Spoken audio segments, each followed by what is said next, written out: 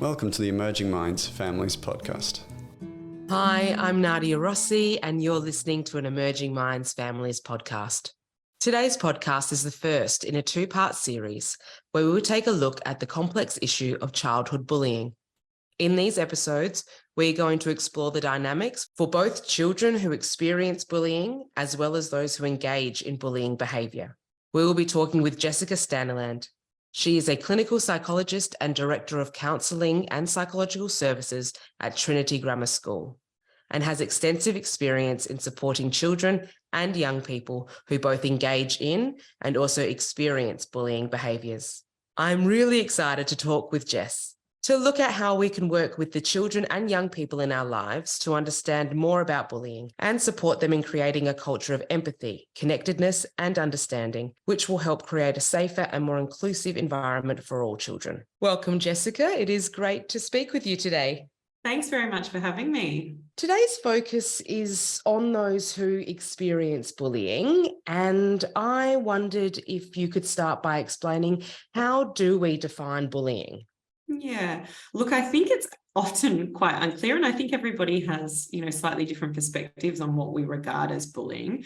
I think for me, bullying is any behaviour that's mean, that's unkind, that's aggressive towards another person. I think some other key points that make a particular behaviour bullying is that there's a power imbalance, it's repeated, the behaviour is on purpose, that it's direct or indirect. And I think also bullying can be verbal, but it also can be physical, it can be psychological. And now there's cyberbullying as well that we throw in the mix. How do kids know if the experiences that they are having requires some help from an adult to manage? So I think, look, if the bullying is repeated and it's ongoing, it's having some impact on their mental or their physical health, I think that's at a point where it's really important that somebody intervenes to try and support that child. And is it common for children and young people to experience bullying? Sadly, it's very common. I think at the moment, statistics sit around 25 to 27% of children and young people will experience bullying at some point in their life. So that's a quarter, or even slightly over a quarter of kids. I think some recent statistics started taking data from sort of age 8. So it's quite concerning. And I think bullying doesn't just happen, obviously, in the school, but go on into workplaces and to university, and there's taunting, there's harassment, there's, what other people might term abuse. So I think, it's really high prevalence. If we're focusing on children, what kind of effect can bullying have on a child's mental health and well-being? Look, it can have really, really broad effects and impacts. So I think some of the things that we tend to see in children who've experienced some sense of bullying at school is that they often have difficulty going to school. There might be some school refusal. There might be other forms of reluctance to go outside. Often they tend to have trouble socializing. They get quite anxious around their interactions with other people and become quite hypervigilant. Often we see children having trouble eating and sleeping. They have trouble with their learning and their concentration. And then I think longer term, sometimes bullying can lead to more significant mental health difficulties like diagnoses of anxiety or depression. And then really sadly, it can lead to suicidal ideation or suicide. I'm wondering if a parent is noticing these signs in their child and wanting to help them, and I know there's like that awkward relationship with children and parents where children may not want to share what's going on with them, or they feel embarrassed, or they don't want the parents to embarrass them. So I'm just wondering, Jess, how should parents broach the subject of bullying with their kids? And is it important they do it from an early age? Yeah, absolutely. Look, I think the biggest thing for parents to realize is that it's really important from an early age to set up a relationship with your child where they feel safe and comfortable coming to you to discuss whatever's going on for them, whether that be at school or socially outside of school. And I think that certainly needs to start from a really early age. So I think it's for parents trying to stay calm, being really curious about your child's life, inquisitive about what's going on for them. I think if we're going to talk about bullying specifically, I think I would urge parents not to jump straight into trying to problem solve, or jump straight into trying to blame, or jump straight into saying, oh, I'm going to go there, I'm going to go to the school and I'm going to tell that child, not to touch my child. You want to do this at a pace that suits your child, and you want to help them to figure out actually what's going to help them rather than you jumping in immediately and trying to solve the problem for them. So I think creating a safe space where they feel comfortable talking to you, and that might be just having a period of time during the day where it feels safe for them to talk to you. Often, parents really struggle when the kids get in the car, they don't want to talk to you at the end of the day. So pick a time that suits them. That might be in the morning, that might be when they go to bed. There's various times during the day where kids will be more likely to talk with you. Bring it up then when you know that they're feeling more comfortable. And I think just showing empathy, listening is the biggest thing that I can recommend to parents, trying to create a space where their child feels safe to raise concerns with them. I think if it is significant, I think as parents, it's our responsibility to say, look, this is really significant. This is something that's really concerning me. And it's really important actually that I speak with the school because I want to make sure that things get better for you. I think it can help to acknowledge your child's concern around feeling like they're going to be a dobber. I think, it's really important that we recognize that it's not easy when you come home, disclose something to your parents go into the school and then you feel like you're going to look like that dibber-dobber. And we often experience that, I guess, in kids that come to us. Oh, I don't want to be a dobber. I don't want to be the one that has told on this child. I don't want to say their name, concerned that they'll know that I've got them in trouble. So, acknowledging that and trying to problem solve around how you might be able to talk with the teacher or somebody else that's relevant without causing them to feel worse. And I think often I say to other kids that have disclosed something and said, oh, but I don't want to be the dobber, I don't want to say the names. And I said, well, you might not be the only one who's being targeted by this particular child. We don't know if there's other kids in the class that are having the same challenges. So I think sometimes just helping them to acknowledge that this may be a much bigger thing. What kind of behaviours do you think parents could notice in their child if they are being bullying? Like if they're experiencing bullying, are there signs that children may be showing their parents before it gets to that stage of them disclosing something? Yeah, absolutely. So often you'll find that at home, they may be more reluctant to get out of bed in the morning. They might be having changes in their eating patterns. They might be making excuses around why they shouldn't be going to school that day.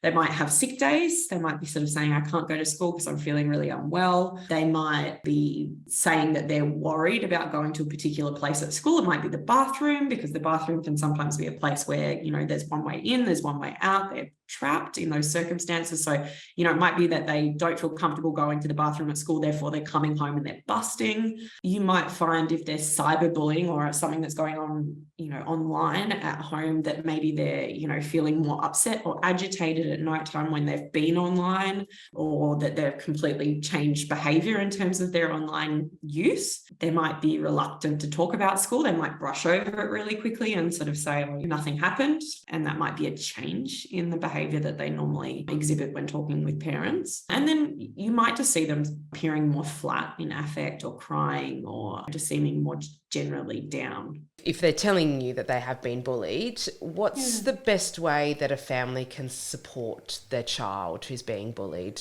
So again, I sort of go back to that, creating a really safe space for the child if they do disclose. So trying not to jump into that really quick problem solving, but let the children kind of come up with some of the solutions for themselves. Also, don't jump to conclusions really quickly. I think that's really important. You see that often happen with families, that they get into that really defensive mode really quickly and jump to conclusions. And I actually think that sometimes that could make it worse. I think try not to ask leading questions as well. I think we just want to hear from the child's perspective as opposed to sort of leading them in a particular direction. Empathy. We really want to empathize with our children and validate how hard it was probably to bring it up with you. So I think that's a really, really important thing. A lot of children don't find this stuff easy to talk about. So acknowledging that would have been really hard to talk about, and gee, thank you for coming to me, and sounds like you've been having a really rough time. I think the other thing that I often see in parents is don't immediately assume that your child has absolutely no part to play in the experience as well. Now, that's obviously, it is the case for some, it is not the case for others. But I think we can easily jump in and be like, my child is this perfect angel. And sometimes what we find out is actually that the child speaks up when perhaps they've done something to agitate somebody else, and then the result is this unfortunate interaction. So don't make assumptions. Look, that's not obviously always the case, but try not to make assumptions. I think the next step then is helping them then to problem solve. So what are the next steps? I guess consider their age. If they're really young, how much adult direction do they need? If your child is in primary school, particularly the early stages of primary school, like they need you to advocate for them because you're their parent. But if you had a child who was in high school, maybe actually that they prefer that mum and dad stay out of it and that they go to the right person at school themselves. So having a think about that. It might be the school counsellor that they go to. It might be another trusted adult at school, their year advisor. It might be a teacher that's teaching that particular class where the bullying is happening. If the child's really reluctant to talk with you, the other thing to consider is, look, is there somebody else, like within the family or a friend, that they might be willing to talk to? So that might be an aunt or an uncle. It might be that they be to talk with like a neighbour. Who knows? But either way, we want to try and encourage them to talk with some trusted adult so that they feel like they're supported and that they have a bit of direction to where to from there. And I feel like sometimes, or in a lot of the cases, there may be some confusion from the child around the bullying and why the bullying is occurring. So, Jess, could you talk about some of the strategies you suggest for parents or even that trusted adult that the child may go to help the child understand why the bullying might be occurring? Yeah, absolutely. So I think, just sitting down with your child and helping them to reflect on why other people do engage in bullying behaviour and trying to do a bit of perspective taking. So I guess reflecting on the fact that often there's a power imbalance or that the child is trying to seek out. Sometimes it's revenge. Sometimes it's they have something else going on for them at home. Sometimes they're just really wanting to make friends and they are going about it the wrong way and don't really realise. Sometimes they're jealous, and so that could potentially be contributing to it. Sometimes they're just having trouble generally fitting in. I think it's really important for children to be able to reflect that often it's not just about them. And I think that's sometimes how we feel like it's all about me. I've done something wrong. I'm being targeted. But I think it's really important for us to help our children to be able to reflect on the fact that sometimes there's a lot more going on for this child than perhaps you realize. The other thing just to think about is, look, there's quite a possibility that the other child has difficulties themselves. That might be that they have learning difficulties. It might be that they have social difficulties. They might have mental health difficulties. We don't know these things. So I think just being open and realizing that it's not necessarily a them thing, but we need to think about why this child might actually be behaving the way they are. I guess providing a bit of a perspective on the whole situation to the child, even though they might be going through such a difficult moment in time. I guess the other thing is just realizing that in bullying situations, often the bully is trying to get a certain reaction. If I push this button here, what reaction am I going to get from this child here? And I think if parents can chat with their children about how they're after a certain reaction. So if we give them that reaction, it's likely to keep going. But if we give them a different reaction, a reaction that perhaps they're not expecting, it may be that some of that bullying behaviour dissipates a bit because they get bored. So when we talk about the reaction of walking away, not paying attention to it, that's not always easy. We get it. Like that's not easy, much easier said than done. But sometimes using humour as a response can be sort of really unexpected for these children. And they're like, what? I wasn't expecting that at all. Or jokingly kind of agreeing with what's being said. Not because they actually agree, but just as a way of giving a different response. So sometimes that can be really helpful for parents to chat through with their children to help understand how the bullying kind of dynamic works. Just when it comes to schools, because we are talking about children and the majority of their bullying experiences would be within the school environment, what role can school play in supporting children who are experiencing bullying? The core kind of role, I guess, of the school is really around keeping your child safe. That's like the biggest role that they have to play. Providing counselling support. Most schools will have access to a counsellor, and I think it's really important that we help facilitate counselling in these times where these children are experiencing some bullying. I think the school have a big role to play in working with parents around this stuff. I think you want to see the parents and the school as a team, and you want to see them working together to try and come up with a solution. I think the other thing is we have a really lovely opportunity at school where there is numerous classes of students every day where we can provide an opportunity where appropriate to help facilitate that kind of rupture and repair process. So if there is situations where there has been some bullying or there's been a disagreement or there's been challenges engaging socially between two people, ultimately in life, we really want to help children to recognize that, there can be ruptures in relationships, but we can repair them, and how we go about doing that, how we go about repairing relationships, forgiveness, that kind of process where it's appropriate. So I think school has a part to play in that as well. But you know what? Sometimes that doesn't happen straight away, and that's okay. Like sometimes we need quite a lot of space between an incident and getting to that kind of repair stage. So in the meantime, look, if a child is at the point where they're refusing to come to school, they're not feeling safe at school, I think a school has a responsibility around how they manage that. And that might be around changing class placements so they're not constantly in each other's face all the time. It might be around ensuring there's appropriate discipline when there's needed to be and consequences for behaviour, and to create a safe space for this person who's experienced bullying to go to when they do feel like they're under threat. I'm wondering, as a parent, what are the first steps to engaging with the school if their child is experiencing bullying? I would encourage parents not to be concerned about approaching the school. I think it's really important. And I think ultimately the bullying is occurring at school. There's a very high chance that the teachers are not aware of it. So I just would encourage parents not to shy away from having that conversation. I would really strongly encourage parents to have that conversation face to face. I think these aren't conversations that can happen via email or even just over the phone. I think to give the indication to the school that you're quite concerned and that this is something to warrant a real discussion, you don't want to do it over an email, and you certainly don't want to do it in a rushed end of day conversation, because you're not going to get your point across that actually my child's really struggling.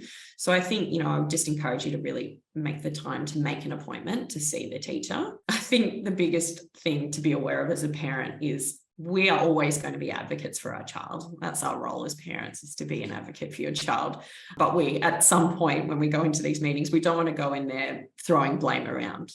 Again, because we don't necessarily know that our child they've done no wrong in the situation. So I think really important just to raise awareness and say, hey, my child has come home and said this, as opposed to Johnny is bullying my child by doing this every day. You're not doing anything to fix it. So I think just taking it as an opportunity to raise awareness and to see that beginning conversation as a bit of an alignment. Like, I really want to work closely with the school here to come up with some solutions.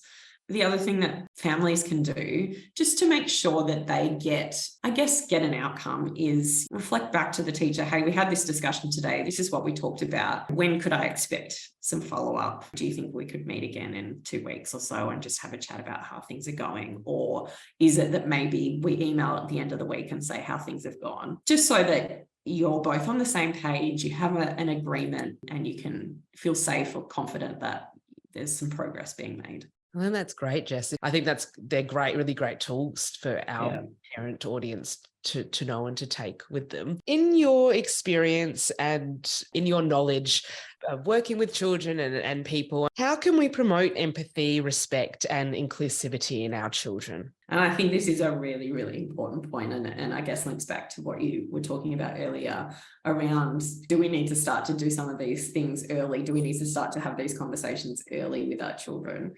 Absolutely, I think so. And I think like the biggest thing for us is that as parents, we start to have conversations around everybody has strengths and differences early.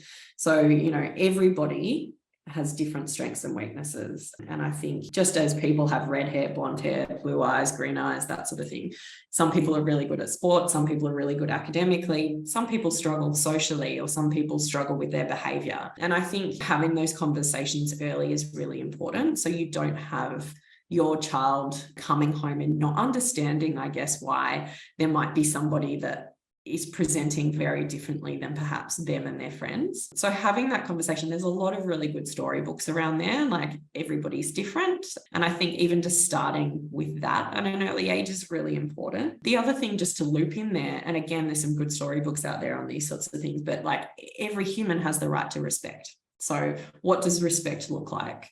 And talking about respect at home, talking about the behaviours that encompass respect at home is really important. And just giving those concrete examples as well. I think we touched on this earlier, Jess, but I was wondering if you could discuss how bullying has changed over the years. How have you seen it, I guess, unfortunately evolve? I think for me, the biggest thing that has changed with bullying over the years is that there are so many more avenues for bullying now than there ever used to be.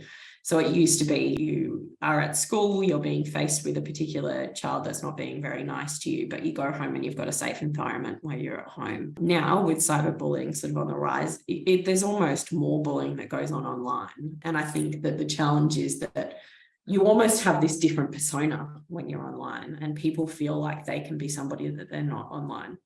And that certainly has some positives, because I think that there are some people who struggle to socialize face to face and they can actually engage socially online. However, it does open us up to more bullying that does occur in an environment that is nowhere near as regulated as a face-to-face environment. The internet has caused a change in bullying. It's much broader reaching. It lasts for much longer throughout the day.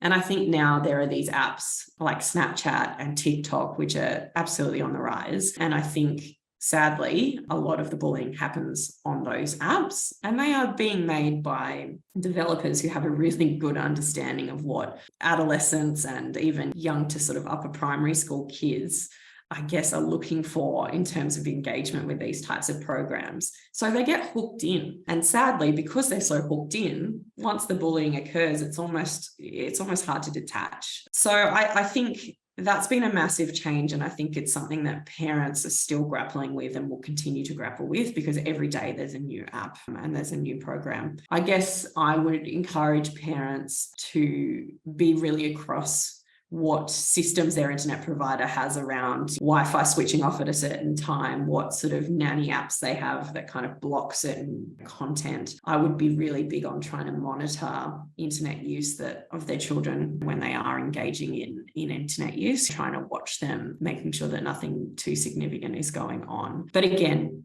coming back to that, creating a safe space for your child to be able to talk with you, being that person they can go to and come to where they don't feel judged, they don't feel pushed, they feel like you're an open ear, probably arm as well, would be really important, so that if something does happen, you are likely to be the person that they will come to and they'll be open and honest with it. Because I think if you're there going, you can't have any use, or I'm angry at you for even engaging or thinking about engaging, they're less likely to come to you when something awful goes on. So I think that kind of openness, empathy, validation, all of that is really, really important, so that children do feel like they can come to you and you're a safe person. I think they are such great strategies. And you're right, the internet is not going anywhere. So it's how do parents parent alongside it and alongside the developing app. I'd encourage parents to go along if their school, puts on any workshops. There are some really good speakers doing the rounds at the moment around managing child and adolescent use of the internet and managing the apps and that sort of thing. So I think I would encourage parents to jump at those opportunities when they do come up. I'm wondering if you could leave our audience with one main point that the parents listening would take away with them today. What would that be? I think my biggest point probably is around starting from a really young age, just creating a safe space for your child to talk with you at a time that suits them. So giving your child an opportunity to engage with you each day where it's really non-judgmental, it's child-led, it suits them, you're not trapping them in a car. And that just gives you the opportunity to have those discussions around modeling empathy, everybody's different, talking about respect, talking about forgiveness and all of that sort of stuff. You've got that space where you've built the relationship with your child, so that down the track, it's going to be much easier for you to manage some of these situations, like when they're being bullied, because they're more likely to come to you. Thank you so much for sharing that with us today. It's been great talking to you. No worries. Thanks again. Visit our website at www.emergingminds.com.au/families for a wide range of free information and resources to help support child and family mental health. Emerging Minds leads the National Workforce Centre for Child Mental Health. The centre is funded by the Australian Government Department of Health under the National Support for Child and Youth Mental Health program.